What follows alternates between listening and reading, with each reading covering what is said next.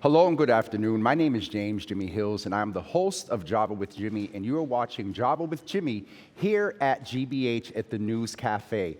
We want to welcome our in-studio folks that are here, and also you that are watching online. Similar to what I do Monday through Thursday at 9 a.m., we will engage with you, so please feel free to comment on Facebook and also on YouTube. Today we are talking about food insecurity.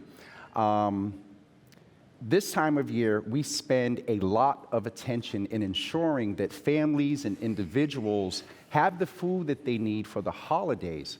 We have to also understand that people are hungry in February, people are hungry in April, and people are also hungry in August. And so today we're going to talk with our guests. We do have 3 guests with us today, and my first guest is a longtime friend, advocate in the community, a minister, an advocate for climate change, a knowledgeable person of Black history here in Boston. She oversees a lot.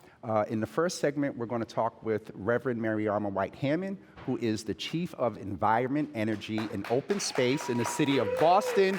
She has some fans here in the audience. And then we have 3 segments for you today. In the second segment, we're going to talk with Jarvis Adams, who is the owner of Lobster Kings. And also in the third segment, we're going to talk with Emmanuel Manny Merville of Everybody Got It. Well, I was going to say everybody has to eat, but Everybody Gotta Eat. And there you will see today me able to sample some of their food. We're going to get into the conversation with Chief Mariama Hammond. I would like to welcome you to the Java Cafe. You're no stranger. You've been online virtually, but this is our first time being able to sit next to each other, and so I am glad about that. You are very active in community, so we know you have to kind of speak with us today and kind of tip out a little bit early. But I wanted to ask you, first of all, to greet folks, and then give us a peer view. Where are we in Boston with food insecurity? Yeah. So I first want to just say thank you, Jimmy. And we've known each other for a long time. Very long time. And it's great. I remember when this studio was built. I love the way it gives access to people to see what's happening in real time. And I can't think of anyone better to be here, bringing people in and pulling people in and raising these issues than you. So it's great to be here. Thank you.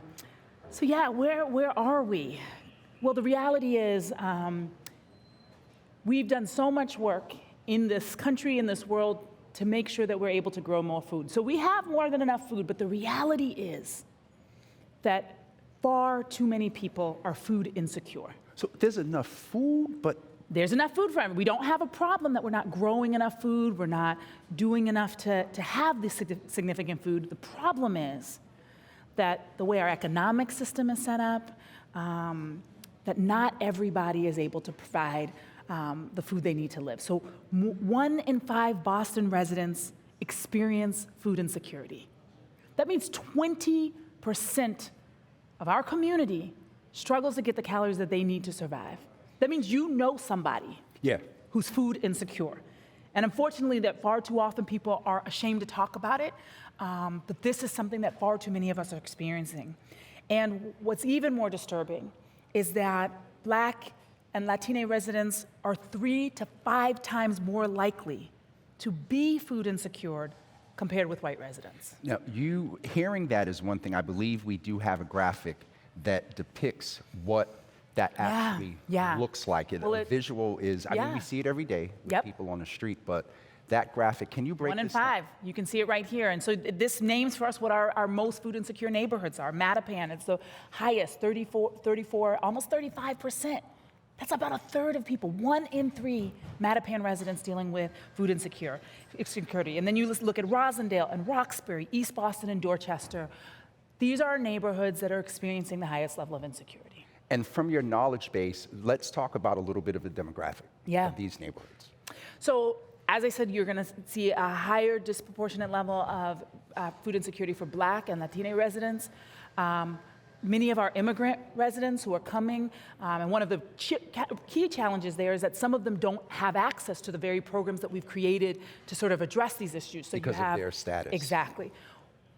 What I think is really frustrating for me is how many of our children are not getting what they need. Do we know Because- what those numbers are? We do have some numbers, but most of what we know is through BPS, and I want to lift up BPS because they've done a lot of really good work to try to address this. What we know is that for many children, having access to free breakfast and free lunch programs means that they don't go home hungry. And so what's happened over these past really 5 years, and we saw major gains during the pandemic, is the recognition that if we cut those programs off during the summer, sometimes what that means is children have pretty good access during the school year, and then they hit a cliff during the summer. And so we've done a lot of work, Boston in partnership with the state, in partnership with the YMCA, in partnership with a lot of different great nonprofits across the city to make sure that our kids keep eating through the summer, that they don't see that cliff, because that's a major challenge for their growth and development. Is that applicable to also just, December vacation, February vacation? Basically, you're saying if our young people aren't in school, That's true. they're not eating. That's the primary Some of place them. that a lot of our families are getting support. And so I'm really glad that we're having this conversation because it's true. Thanksgiving is a time where people have a few days off. Christmas is a time, and that whole winter holiday where folks have time off. And that should be a time where our kids are having the time of their lives and they're getting a little bit of a break from the hustle and bustle of school. But for some families, that means that that critical resource that they usually rely on in the school system is not available for them. That is very concerning, and that's why we wanted to bring up this subject today to talk about it. We're not taking away attention from the holidays. I have to be honest. I'm looking online. Yeah. Everybody and their mom is having a turkey giveaway. Yep. And a lot of those resources, I believe, can be extended throughout the year. Right. So we have sort of a peer view of what's going on in Boston. We see the breakdown by neighborhood. We saw the breakdown also impacting those that are immigrant status here. They can't take advantage of some of the resources that are available. What is it that the city of Boston is doing to ensure that people are aware? There was an announcement this week that you were making things available and flexible. What is the city of Boston doing to address and make people more food secure? Okay. So there's a few things, I think. I want to shout out a lot of the amazing food-related nonprofits in the city that, we could not do this work without them. We couldn't do it without all of the neighborhood pantries and all of the churches. There's so many community groups that step up, right? So I want to lift that up. One of the first things that we're doing is we need to make sure that people know this, right? Yes. We made Awareness huge and changes access.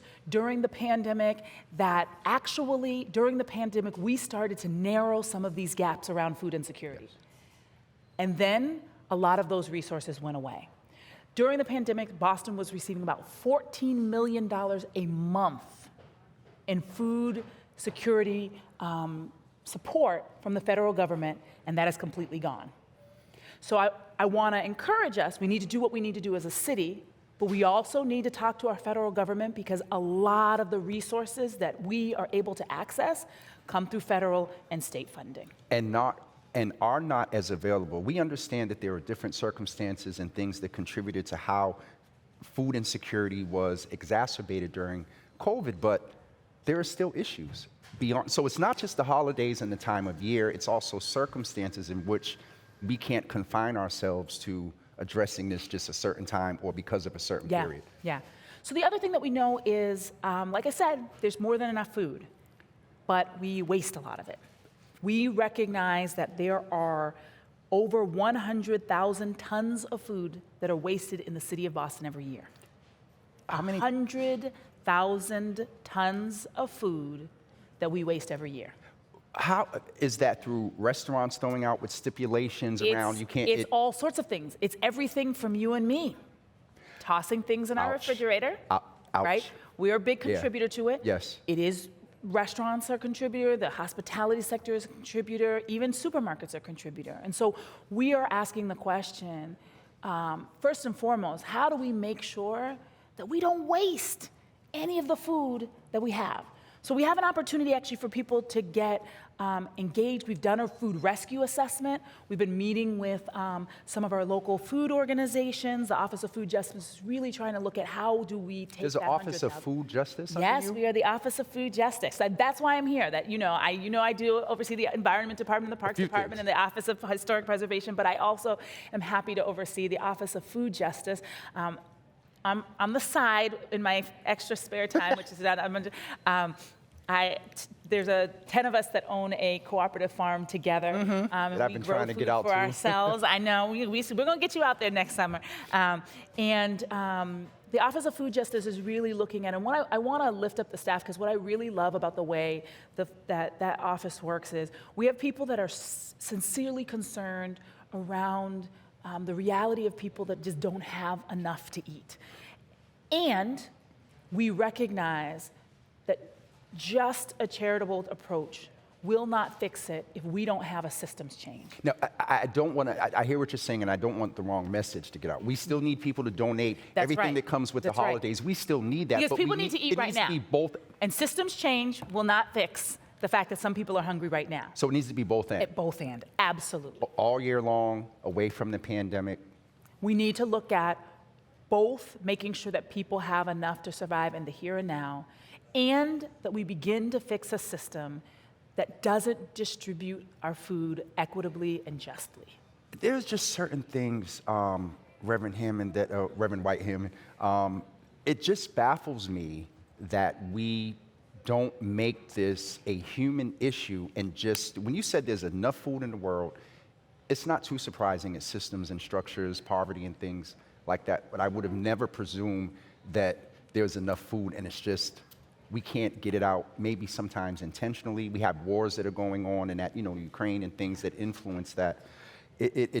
We obviously have to continue this conversation, not just today, just like food insecurity being addressed all year. I wanted to allow the audience, as you're getting ready to maybe share resources, if there's a phone number or email address, can we do that? And as Chief Hammond is getting ready to do that, if you're in the audience and you would like to ask a question or check in, you can check in with Annie there. She's going to raise her hand. Also, if you're listening online on YouTube or Facebook, you can ask a question there. One thing that I am adamant about is we raise the issue, and then we make sure that people are aware and have access to resources. Are there phone numbers and email addresses? We're going to do our best to get them up on screen right now. So folks, take a screenshot if you're watching on your phone, but give us the resources, then we got to get ready to wrap up. I want to lift up one particular piece. So we've created this campaign called Nourish Our Neighbors. That was just announced last week, right? Yes. We got started last year, and we're really expanding it this year, because we know that people are paying attention more at this time of year than they are in any other time of year. And we want to mobilize them. And our hope is that they get engaged now, and exactly like you said, they stay engaged. Because the hunger doesn't go away once the holidays are over. And so we are inviting folks to learn more at boston.gov/nourish-neighbors. Say it again just to be sure we have it. boston.gov/nourish-neighbors. And if you go to the Office of Food Justice page, you can also find it there. So if that's what you find, the Office of Food Justice City of Boston will also click you through. But boston.gov/nourish-our neighbors. And then we want to really name something that's really immediate that they can do, which is the Friday after Thanksgiving. There is a event called the Friday After event. It's organized by Food Rescue US, and so it operates in a few places in the country. And here, the Neighborhood Food Action Collaborative is taking the lead on making this happen. And you can go to grocery stores that have a lot of leftover food, because people buy a lot of food, but there's also a lot leftover, and help us mobilize to move that food out of our supermarkets to pantries and places where it can be distributed. Where can folks go to volunteer? Because I'm getting ready to get in trouble with our wrap-up. bit.ly/FridayAfter. And I want to say it one more time. bit.ly/FridayAfter. And I want to make a particular plea. We don't have enough volunteers in Mattapan and Roslindale. You saw that. Two of our most food insecure places don't have enough volunteers. So if you're caring about this issue, it's touching your heart right now, please sign up. And particularly sign up to go to Mattapan and Roslindale. We need you there. That's where our most food insecure neighbors are, and they need your help. Chief Reverend Mariama White Hammond, thank you for raising the issue and also talking about resources as well. It is imperative that we keep this going. Encourage you to keep doing this work. Give our love and support to the mayor as well, and we thank you so much. We want to remind you and make sure that you know where you can go to get the information. I'm going to ask the team to put that back in my notes here. It's bit.ly, bit.ly/neighborhood. Tell me again as we're getting ready to transition. Friday-after. So. Friday after. Bit.ly Friday after. bit.ly/Friday after. And can I say one last thing? Yes. Big gratitude to our team and the Office of Food Justice. We're going to get in trouble here. Go ahead. Aliza, Nazreen, Laura, Emily, Jasmine, Mark, Julia, and Magda. And this is Magda's last week. Shout out, love Magda, her. shout out Thank to Magda you. for all the work that she's doing. Listen, we have to transition. I told you there were a couple of segments we're going to check in today. I have the opportunity, we're going to do something a little bit different. I have the opportunity to allow you to see me, and I'll be honest, I'm not sampling. I have had this young man's food before, and it is simply amazing. But what you will do is hear from him about food culture, hear about his business. He's a small Black-owned business working with other businesses, and I am excited this afternoon to be able to speak with a good brother, a talented brother, a creative brother in the space of food, and a brother from the community and from the neighborhood that knows the community, maybe at some point knows some, or maybe himself, we'll hear his story, has experienced food insecurity, but he's working in I was very intentional about asking Jarvis and also Manny, who's going to come in the last segment, to talk about their contributions to decreasing the issues of food insecurity here in the city of Boston. So without further ado, I'm going to ask my audience here in the studio, and those of you online, you can put the clapping hands to welcome Mr. Jarvis Adams, owner of Lobster Kings, here to Java with Jimmy at GBH. Jarvis, first of all, why don't you, can I just ask for one thing? Can somebody get me a napkin? Because I have to put it back there. I'm sorry, I was ready to eat. Jarvis. Yes. First of all, introduce yourself, say good afternoon to the folks, and then I really want to hear from you about how we got to you being the king of lobsters. So my name is Jarvis Adams. I'm from Dorchester, Mass. I started making grilled lobsters just for family and friends, backyard, living room vibes, barbecue vibes, living room vibes, you know. And it all started from a friend of mine, which is here, Manny. He actually forced me to make an Instagram page selling lobsters. And I was like, nah, I'm not gonna do it. I'm working, I work for an oil company, I'm on a truck, CDL, stuff like that. That's what I was doing before this. So he actually forced me for like a week, texting me, did you make the Instagram page yet? I'm like, no, I didn't.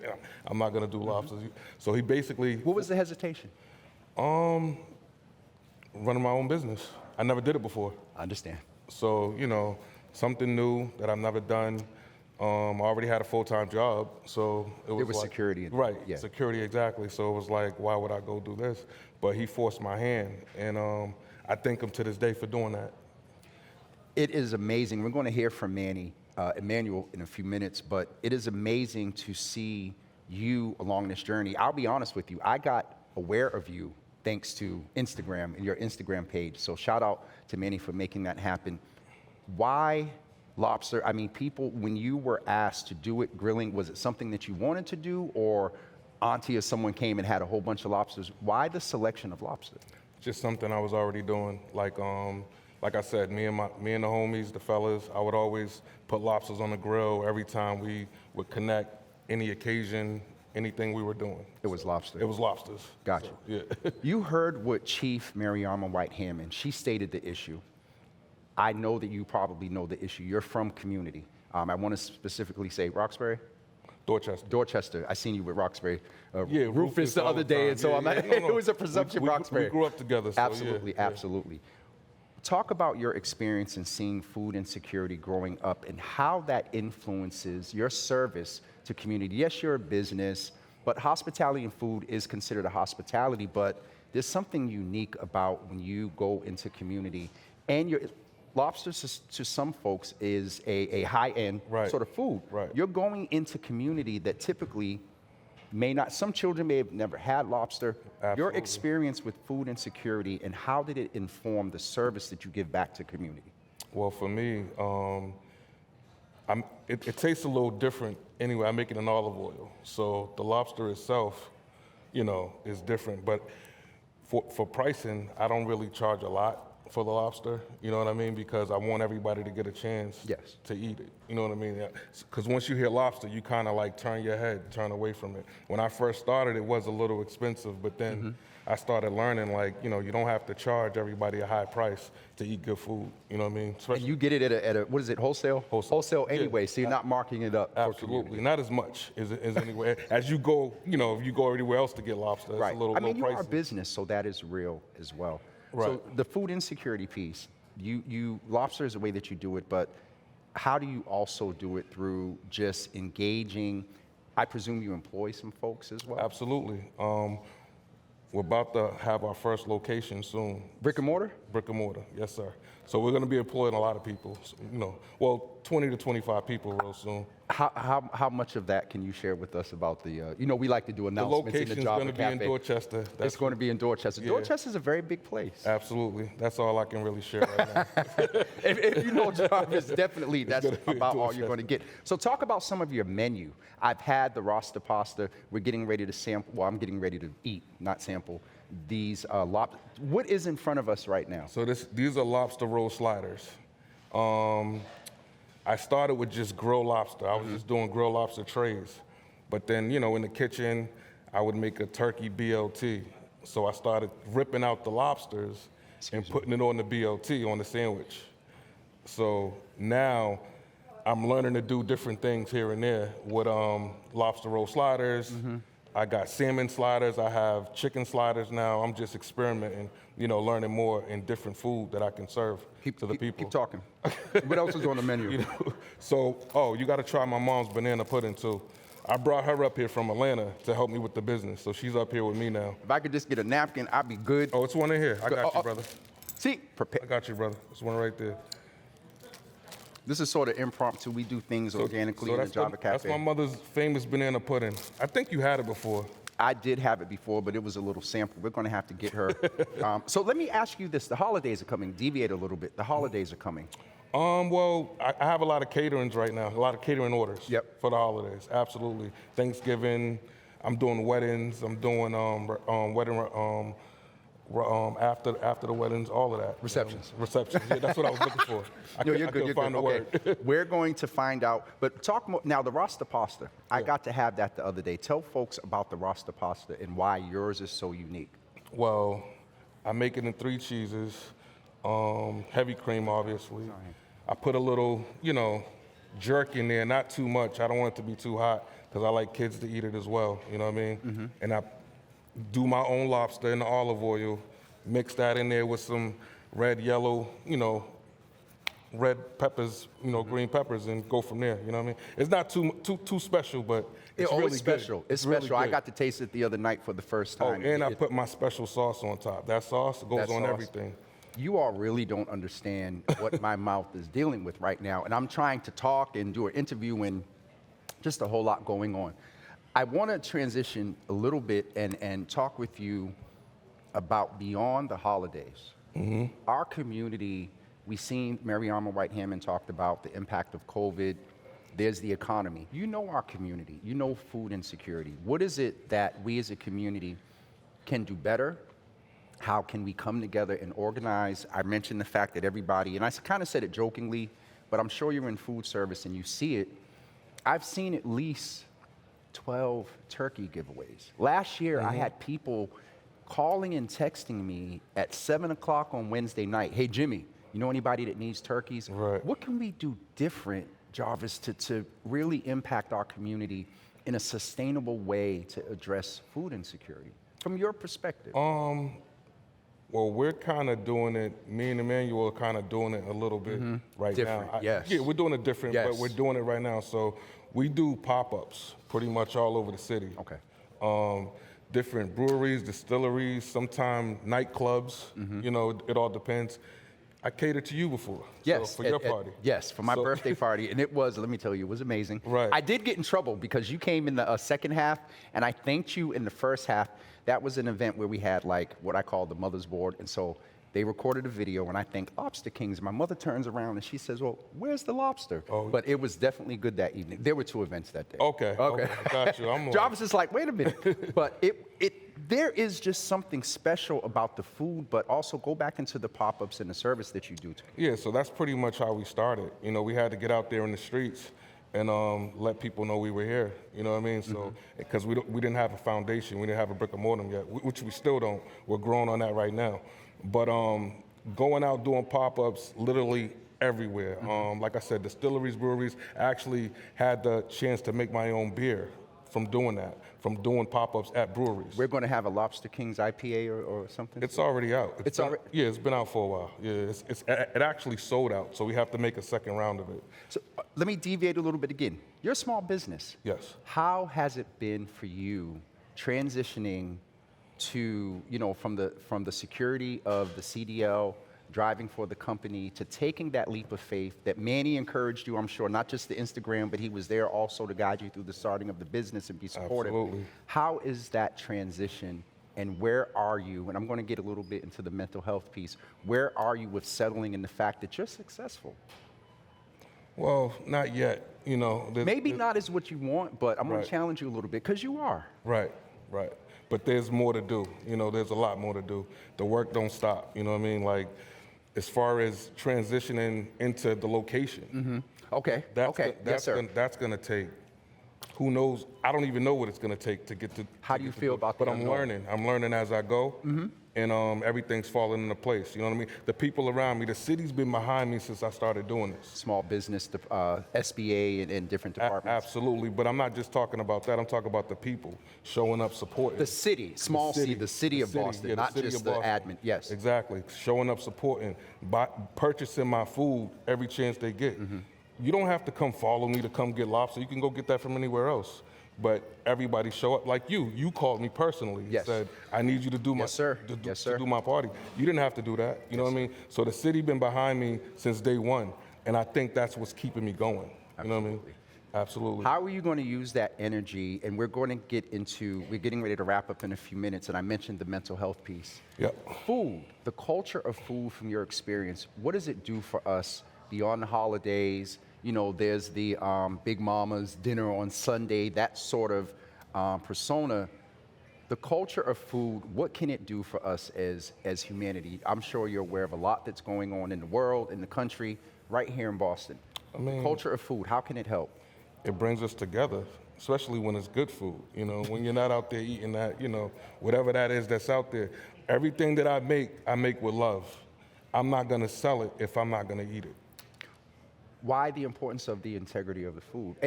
Fast food, you can let's keep it 100. You can look at the economics of this and do a come up. Why do you have such integrity toward food? Like I said, it brings people together, man. It brings people It together. brings people together, absolutely. That's what brought this together. You know, like This honestly. kind of shaded me just a little bit, like, bruh, this is what brought us together. It No, literally messing. is. No, I'm just being honest, you know what I mean? What are you thankful for? We're going into the Thanksgiving season. Holidays are coming up. What are you thankful for?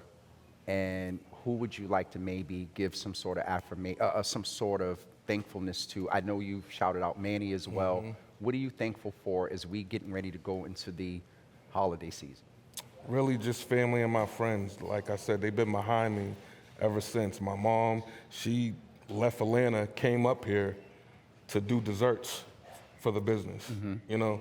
So Manny, once again, he's been behind me ever since. Like I said, he made me make the Instagram page. There would be no Lobster King if it wasn't for this guy. You know what I Listen, mean? while he's talking about the Instagram page, I want to make sure that you guys know it.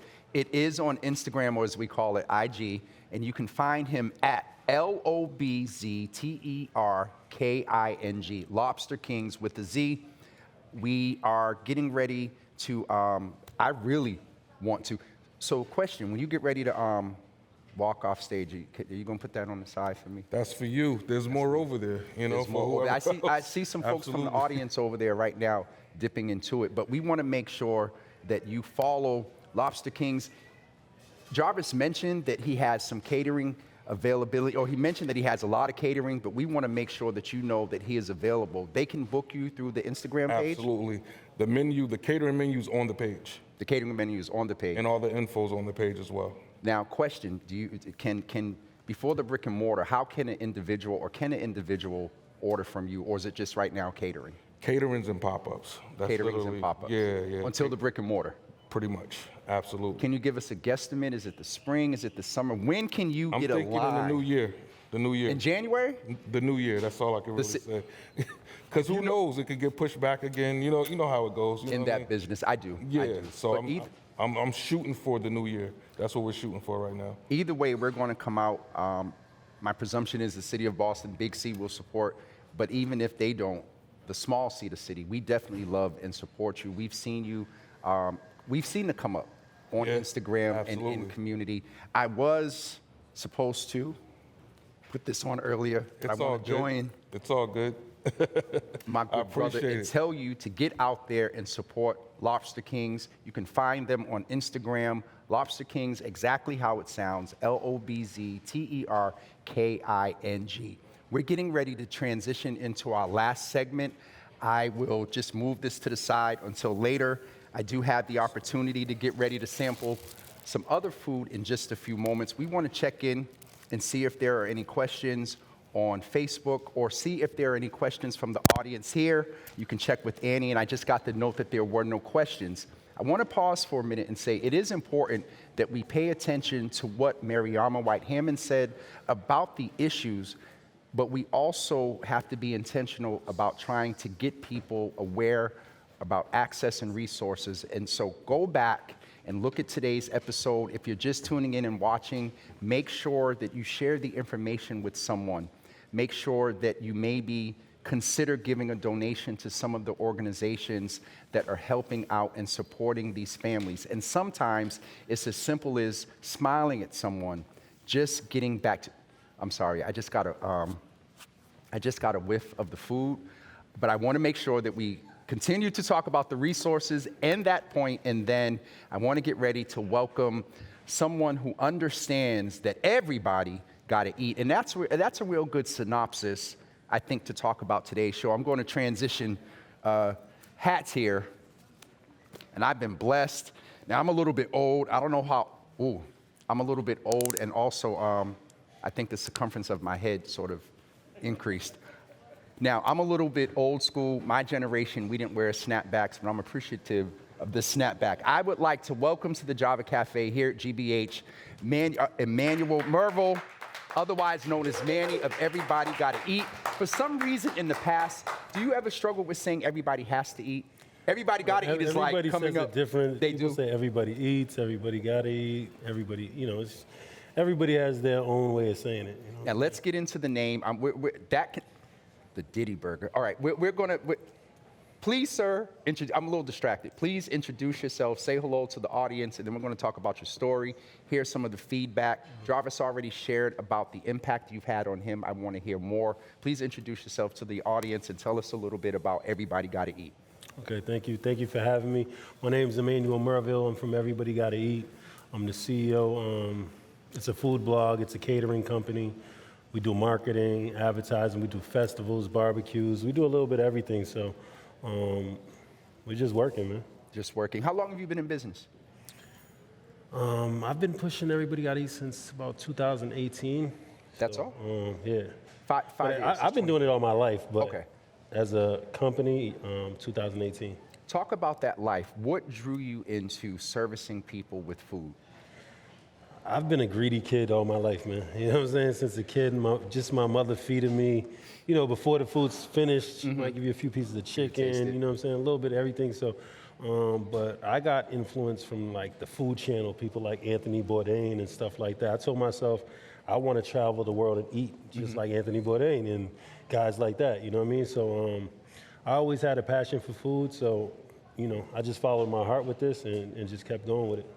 It's a service of love. It's a service of hospitality. And in that, you heard what Chief Hammond had to say today. Were you surprised? I meant to ask Jarvis this as well. Were you surprised to hear that or did you even know that there is actually, the food insecurity isn't because it's not enough food? And I think, I'll be honest and say, presumably, that was a huge perception that I had.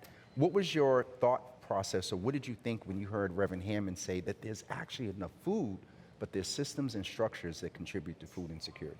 How did that hit you? I'm not surprised. You know, growing up, my mother used to go to the food pantry. Sometimes it's just not enough, you know what I'm saying? She made money, but it wasn't enough to feed us all the time, you know? So we got to go to the pantry and get extra food just to make sure we eat, you know what I mean? So I actually got a nonprofit that I started now for food insecurity, for reentry, for, you know, helping the youth and stuff like that. So I'm pretty aware of what's going on. I just want to be able to contribute to it. Absolutely. To hear, though, that the food, that point of like, there's enough, and it's just some intentionality of that not getting out there, it just really surprised me to hear that. How has your life journey and life story contributed to the name? I wonder, with the name Everybody Gotta Eat, is there a story there? What led you to the name? I always been like that. Like, if I got something, Yes. I'm trying to help people. You know what I'm saying? My family's like that. My mother, my father, they always gave back. So it was only natural that, you know, I was doing the same thing.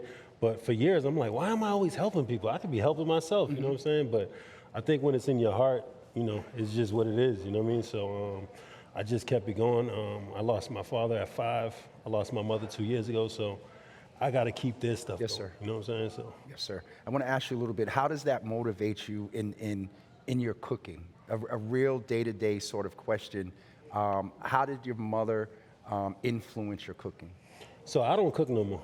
You don't I really haven't cooked. Somebody did mention that the other day. Well, we'll get into the I business piece, because you're helping people. Your food insecurity goes beyond the plate. Yeah. So maybe go into that. You don't cook no more. Why is it, or how are you able not to cook anymore? So I never really cooked for the masses. I cooked for friends, family, and stuff like that. But I let the chefs do their thing. You know what I mean? Because I got to do the marketing. I got to do all the other stuff. You know what I'm saying? So I let them do what they like to do, and it makes my job easier. I think everybody's good at something, and you know, you got to let the people do what they do. You know, so. I had the opportunity earlier this week to speak with someone that is familiar with what you're doing, and tell us about how you address food insecurity beyond the plate. I'll give you a little hint, and then you can tell us the whole story. Okay. With you not cooking anymore, who's doing the cooking? Sure, I got my Chef Flavor Cater. I got Diddy Burger over there. I got Lobster King. I got a bunch, Mango Man. I got so many people that are under my umbrella, kind of we work together. I feel like everybody's their own boss. So I don't want to be nobody's boss. You're your own boss, and we're going to eat together. So Everybody Gotta Eat's really about everybody eating, you know what I'm saying? So they make their money, I make mine, and we're happy, you know? There's a component of Everybody Gotta Eat that is not just food. Yeah. And that's what I want, the economic impact. You're addressing food insecurity by employing or partnering with these groups. Do they have employees as well, and then they're paying them? Like, go all the way down to the trickle. Where do you see the trickle ending for Everybody Gotta Eat? To me, it's the possibilities are endless. You know what I mean? Like, look at Lobster King. You know, I harassed him. He said a week. I think I was harassing him for like at least a He month, shortened 2 it a little months. bit. And you know, now he's employing his mother. You know, he's actually quit his job and is doing this full time, and is about to open a brick and mortar. You know, Diddy Burger. On my birthday, Diddy was like, I'm bringing back the Diddy Burger. And shout out to Joe Politics. He has the Club Mojitos in Randolph. The art department. And, yeah, the art department. Shout out to Pro Black, all them. And this summer, he was like, I need some help with food. So I was like, you know what? Let me go over there and help him with some food. So in the midst of that, my birthday came. It was July 13th. Diddy said he's bringing back the Diddy Burger. He's been doing this burger for so long. And he brought it back, and we've been going ever since, you know what I'm saying? So. Speaking of bringing it back, why don't you tell us a little bit how, now, am I going to, I grabbed the plate too early before. Is it okay for me to grab a burger real quick? Well, let him get it. Excuse me. Yeah. And tell me what I'm about to eat, Give you a sir. napkin too, Yes, sir. you know what I mean? Just for you all, we got so custom-made napkins with the So Diddy which burger. burger is that? That's a chicken burger. There's We got a chicken burger. Is that a lamb? Or they're both chicken? lamb and chicken. Okay. The lamb's right here. All right, here we go. The lamb's the most sought after one, but they're all bomb. Well, describe this as I'm getting ready to eat it, but talk loud so they don't hear me chewing on It's this. a gourmet burger. It's made with a lot of love. I think that's the difference with food. When you make it with love and a passion, it's a little different.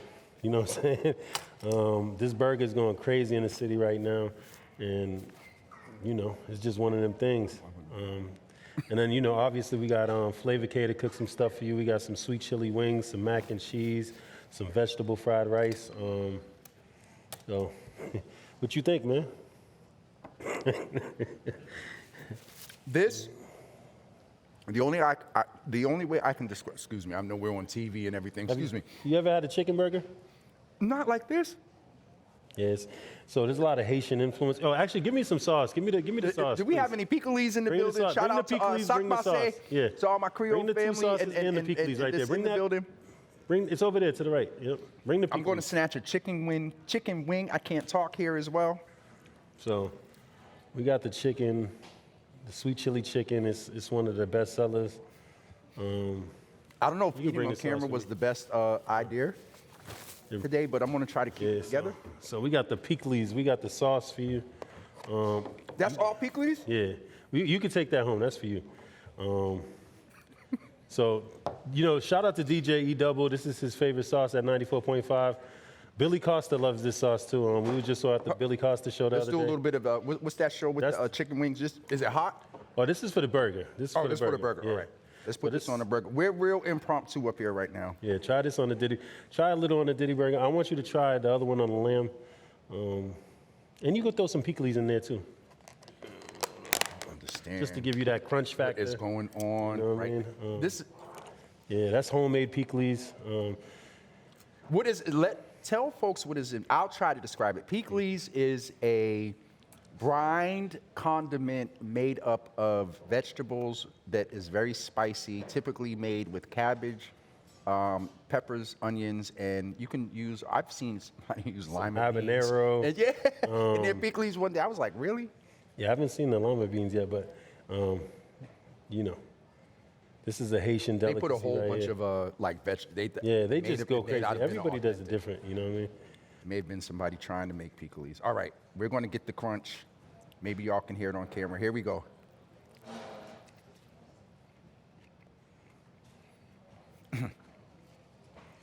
Annie, I don't think we should do eating on camera anymore.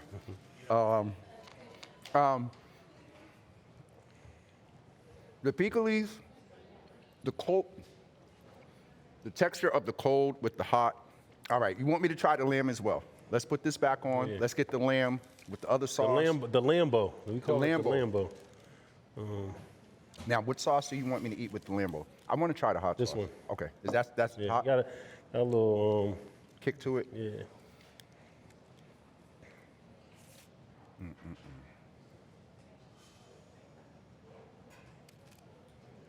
Gotta shake it up a little. These are all going home with you, so don't worry. Oh, I want the experience right now. Did somebody say what? Did somebody jealous? What did I hear? Yeah, people do get real jealous about this, so don't be surprised if you get some calls. Speaking of calls, are you available to cater for the holidays with Yeah, the we team? do catering, we do pop-ups, we do a little bit of everything. So they can reach me at everybodygotit.com. They can DM me. Spell it out completely, you spell it out completely, and I'm going to eat.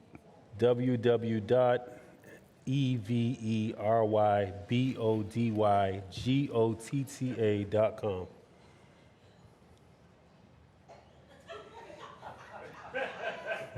The Lambo.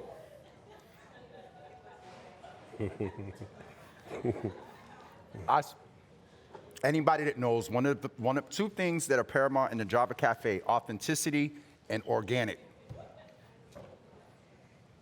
Yeah. All right. Excuse me for 1 second. Oh, man. All right. I'm going to share something with the audience about me. no matter whether you're a bishop or a politician, when I'm real passionate about something, two words come out: yo and dude. Yo. Dude. Yeah. Okay. The lamb, for me, I like I like a charred taste on a burger. That was the first thing that stood out. There's a little bit of a smokiness to it. You taste the cheese, but then you got the crunch of the pickles. The sauce is just enough that you hit it, that it sits, but it's not too spicy. But both of these are just like juicy. They're not dry. You ever have a burger? Well, yeah. Yeah, you know, I don't eat other burgers no more, honestly. Like, it's not gonna be the same. You know, I've had people call me like, dude, I can't eat another burger after that. You know what I'm saying? I mean, it just so you don't do beef. You do chicken, No, you do lamb. Do you do a veggie beef. burger? We're working on the veggie, but we got a beef barbecue, a teriyaki, and we have a salmon. The And a salmon is going crazy too. Brothers over here from the team, we got salmon too. Yeah, we got a salmon one too. So Listen, I want to reiterate, so a couple of things. you gotta try this mac and cheese too, man. Howard, mac is it and okay cheese for is me to different, move the man. plate? Oh yeah, go Okay. ahead. We got a little more time. Y'all just, yes, sir.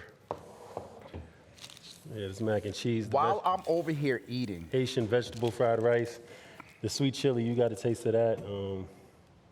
Shout need out to some Chef room. Flavor Cater. He don't, yes. Oh, they saw it right there. This is my time to eat. I'm sorry. What did Emerald used to say? He wished he had a smell-o-vision. Haitians are really known for their rice. I haven't had Haitian Vegetable fried fried rice in a while, Yeah. and there is that first flavor. Oh my goodness. Okay. Yeah, that rice go crazy. Now- And the mac, I don't know, people go Is crazy this for that Southern mac or Haitian mac? Nah, this is, I don't know what Flavor does, man. Flavor just go crazy with the mac. I'm still trying to figure it out. Yeah. And we do Haitian mac too, but we do different variations. All right. So, if you're from the South, you understand the importance of the texture of the macaroni, the cheese hitting you for the first time. You got just enough of the crispy, or not too hard. I mean, I'm an end guy. Yeah. I like the little burnt on Yeah, the you end. have to. I had a, But this, the rice from. So is this going home with me too? No, I got a pans of stuff for you, man. He might give some to the audience, you know what I'm saying? I don't know. We got burgers, we got a little rice, we got a little wings.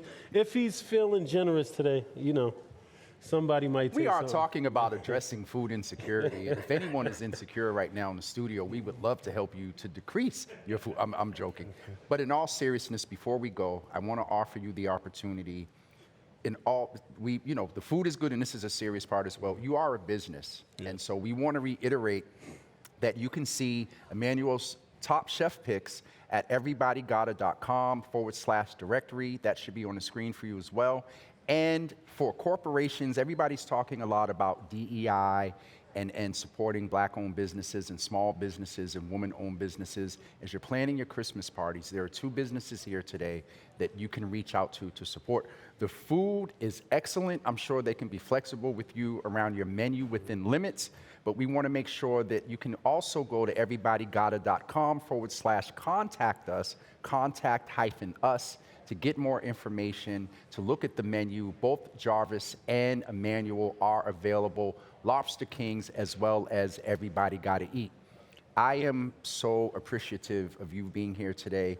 I want to ask you to close out with anything that you would like to express with gratitude. I don't know if on your team, Brother Jarvis, talked a lot about you today. If there's any affirmation that you want to share with him as he's getting ready to step in brick and mortar. Are you thinking about brick and mortar soon? I mean, I'm still on the fence. Jarvis, he's struggling, so he might need some help, I got a some food truck, encouragement from you. But I don't know, man. I'm still thinking about it. You know, it's a lot. You know what I mean? It is. It is. So I got a few different businesses too. So I'm just trying to focus on the catering right now. The food truck should be out any second, and you know, actually this Sunday we're doing some stuff for the Haitian migrants that just came here. Okay.